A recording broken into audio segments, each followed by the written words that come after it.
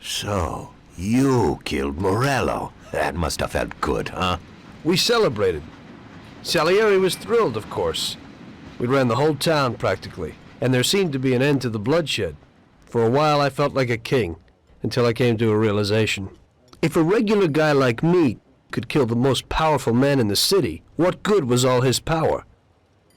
Hell, if he hadn't been so powerful, he'd probably still be alive. It seemed to me that no matter how strong someone was, there was always somebody stronger to take them out. So where did that intuitive thought take you? Greediness is bullshit. When you have no money, you think that a few bucks a month will be enough. Then you realize that it wouldn't be bad to have a nice car. You get a great job in some high-up position, but in actuality, you're thinking about going higher.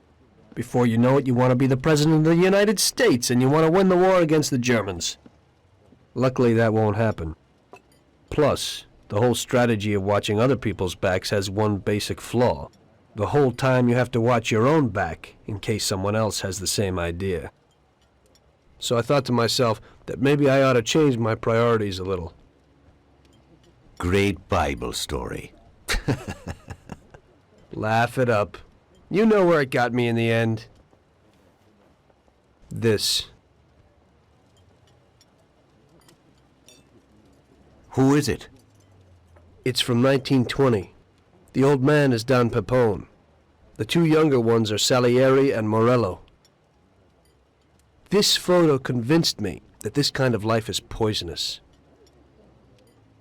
Morello and Salieri were friends, and they were both commanders of Pepone's regime. But in the 1920s, they got Don Pepone killed because of some deal. Strangely enough, Salieri still admires the guy now.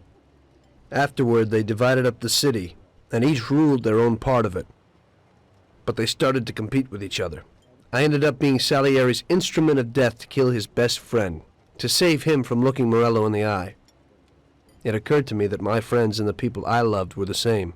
Someday I'd turn to Paulie and be looking straight down the barrel of a gun. I couldn't be sure of anybody, above or below me. But you were risking your life every day. Being a sharpshooter for the Mafia ain't no bed of roses the way you tell it. It's different when you're living it.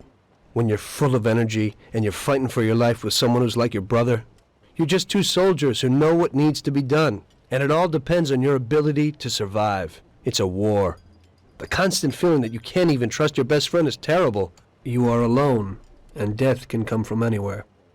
I'd lie awake at night wondering if the joke my best friend told me was really just a joke, or if I should get prepared for my own execution. A person needs someone he can trust.